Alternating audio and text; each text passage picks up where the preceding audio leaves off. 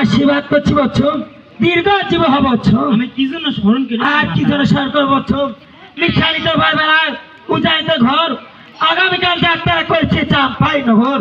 সোনার খাটে শুয়ে আছে বালার বালি, রূপার খাটে প্রাপ আগা পাতে করছে বলে সে চামড়ে বা তাদেরকে তোমাকে ধ্বংসন করতে হবে। আমি পারবো না জননী। দূর হয়ে যাও তোর সামনে।